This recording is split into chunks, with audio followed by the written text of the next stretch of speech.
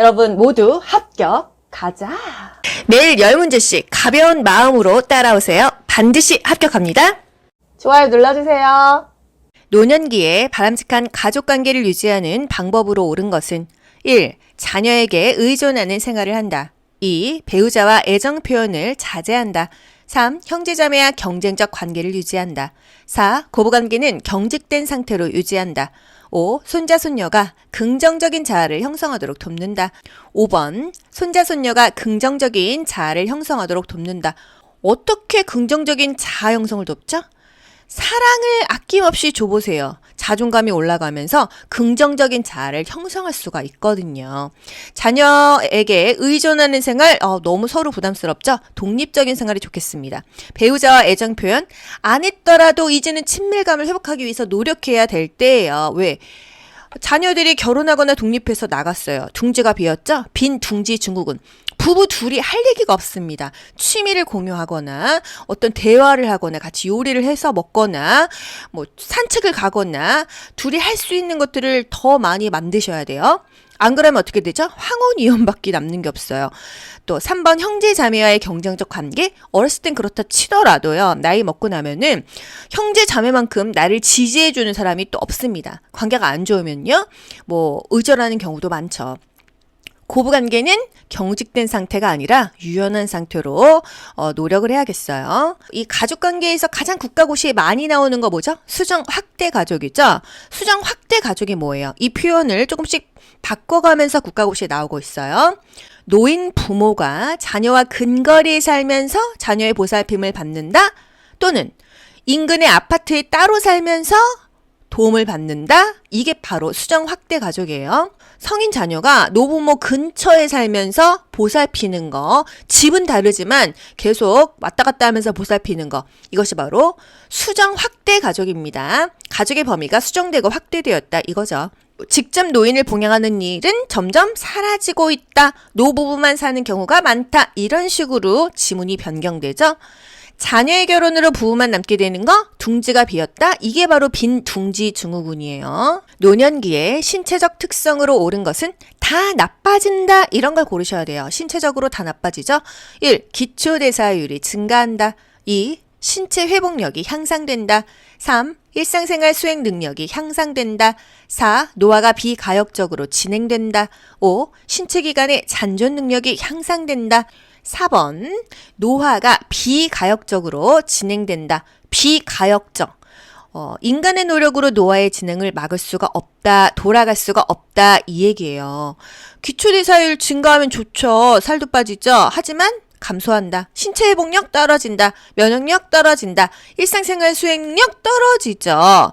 그런데 언어 구사 능력 또는 언어 능력이 가장 좋아지는 나이가 67세래요. 하지만 신체적으로는 다 떨어진다는 거. 잔존 능력도 떨어집니다. 남아있는 기능도 떨어지고 적응력도 떨어지고 일상생활도 어렵다. 면역 능력이 떨어지니까 회복력이 저하된다. 질병이 발생하면 급격하게 악화가 된다. 면역력이 떨어졌다. 대상포진 걸린다. 연결하실 수 있으시죠? 요양보호사가 근로계약 종료로 실직한 경우 실업급여를 보장하는 사회보험은 이런 문제에서는요. 포인트, 핵심 단어를 딱 캐치하셔야 돼요. 실업급여죠. 실업급여.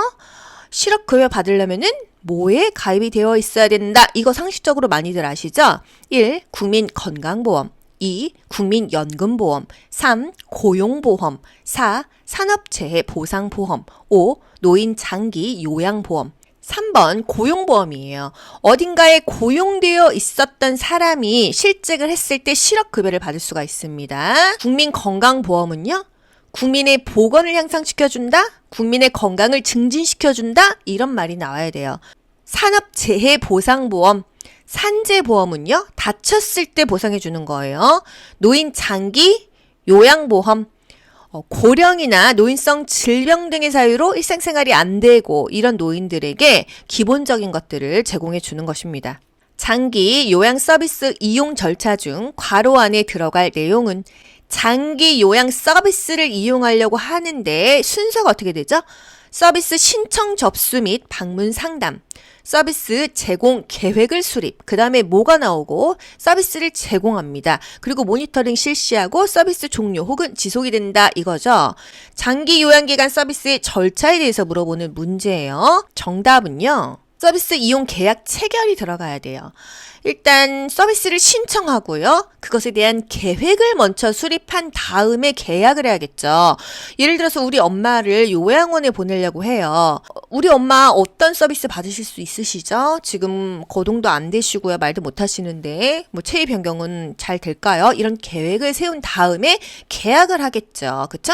그리고 나서 서비스를 받고요. 이런 순서로 진행이 됩니다. 항상 나오는 거 계획 다음에 계약이에요. 계약 먼저 덥석하는 게 아니죠. 어떤 서비스를 받을 것인지 계획하고 상담하고 나서 계약하는 거예요.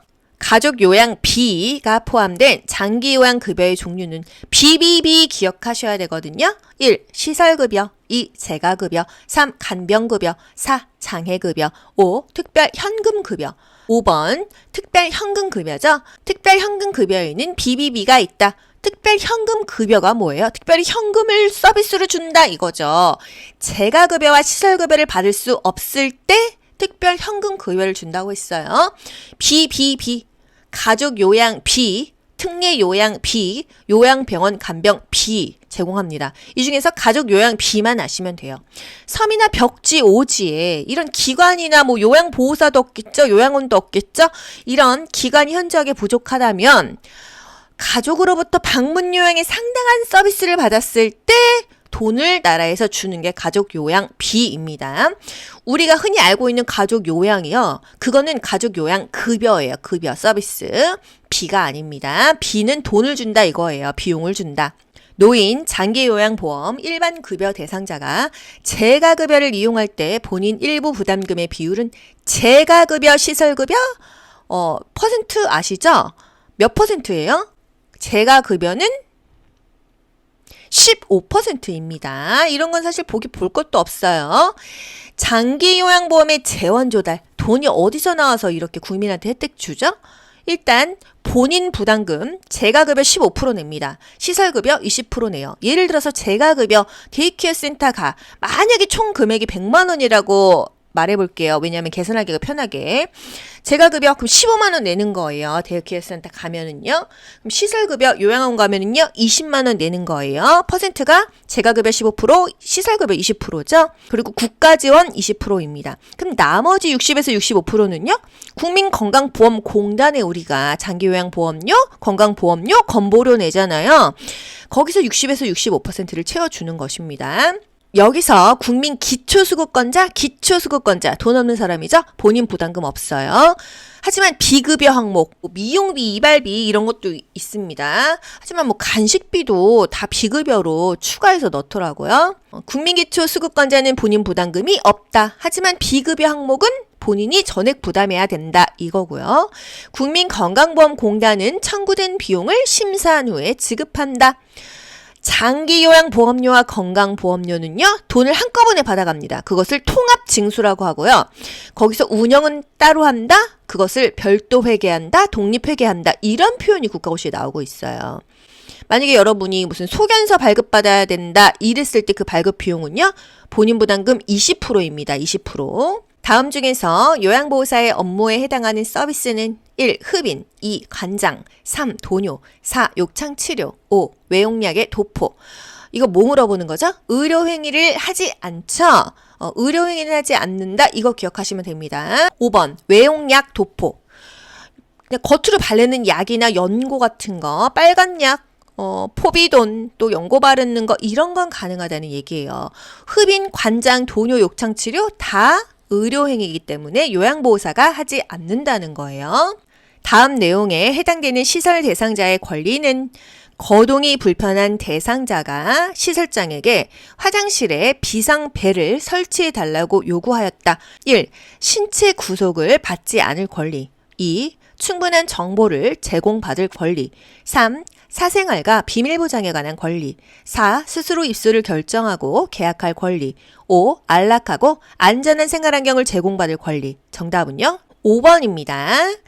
안락하고 안전한 생활환경을 제공받을 권리. 화장실에 비상벨을 설치해주세요. 안전바를 설치해주세요. 이런 거는요, 내가 안전하기 위해서 이 권리를 요청한 거 되겠습니다.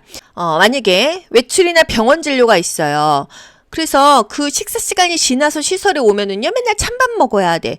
이랬을 때 얘기하는 거는 뭐죠? 자신의 견해와 불편을 표현하고 해결을 요구할 권리예요. 내가 찬밥 먹으니까 불편하네. 이것은 불편을 해결해 주세요 하는 권리입니다. 하지만 여기서의 불편함을 해결해 달라고 하는 이유는요, 안전을 위해서죠. 안락하고 안전한 생활 환경을 제공받을 권리 또 뭐 있어요? 침대 어르신이 매트리스 사용을 강요받았다? 안락한 침대, 안락한 매트리스 이렇게 키워드로 연결하세요. 이거 뭘까요? 맞춰보세요. 휴대전화가 없는 방이야. 전화기가 없어. 자식한테 전화를 못 걸어. 우편물도 안 줘. 막 갑자기 외부에서 기부 들어왔다고 막 나 얼굴 사진 찍어. 이거 뭐예요? 사생활과 비밀 보장에 관한 권리가 지금 해소되지 않고 있는 거죠? 이건 뭘까요? 요양보호사가 침해 대상자에게 폭언을 하였다. 존엄한 존재로 대우받지 못하고 있는 거죠? 대상자끼리 서로 막 때리는 경우 있죠? 이때 요양보호사가 개입도 안 해요. 아는 체도 안 해요. 이거는 존엄한 존재로 지금 대우받지 못하고 있는 것입니다. 아유, 나 당뇨인데 개별화된 식단 좀 해주세요. 이거 뭐죠? 질 높은 서비스를 받을 권리. 나 머리가 너무 뻣뻣해. 파마약 좀 좋은 거 좀 써주세요. 이거는요, 질 높은 서비스를 받을 권리입니다. 개별화된 식단, 값비싼 파마약 하면은 질 높은 서비스를 받을 권리입니다. 찬밥, 식은밥 하면은 불편하네. 불편을 표현하고 해결을 요구할 권리를 연결하세요. 키워드로 연결하시는 거예요. 노인학대를 발생시킬 수 있는 요인에 해당하는 것은 1. 가족 부양 부담 감소 2. 가족관계 갈등 해소 3. 노인의 의존성 증가 4. 노인 부양의식 강화 5. 노인의 사회적 관계망 확대. 정답은요? 3번 노인의 의존성이 증가하면은요, 부담스럽잖아요, 자식이. 그래서 학대를 할 수도 있겠습니다. 가족 부양 부담 감소. 집에 막 경제적으로 여유로워. 그러면 아무래도 학대가 덜 하겠죠. 가족관계 갈등 해소. 갈등이 없으니까 학대가 덜하죠. 갈등이 많으면 학대할 가능성이 더 높아지는 거고요. 노인의 부양의식 강화. 내 부모는 내가 책임져야지. 이러면 학대를 덜 하겠죠. 노인의 사회적 관계만 확대. 학대하면은 바로 내가 SNS에 나 지금 학대받고 있다 하면은 학대가 감소된다. 노인의 의존성 증가. 내가 믿을 사람은 자식밖에 없어. 그러면 그 자식을 학대할 수 있습니다. 요양보호사가 보호받아야 하는 다음과 같은 권리는 연령, 성별, 학력, 출신 지역으로 차별받지 않는다. 뭔가 평등한 느낌 들지 않나요? 1. 자유권 2. 생존권 3. 평등권 4. 청구권 5. 노동권. 정답은요? 3번 평등권입니다. 차별받지 않는다. 요양보호사의 임금 구성 항목, 취업 규칙 이것을 명시하도록 규정해 놓은 법, 이게 바로 근로기준법이에요. 매일 10문제씩 가벼운 마음으로 따라오세요. 반드시 합격합니다. 여러분 모두 합격. 가자. 안녕. 좋아요 눌러주세요.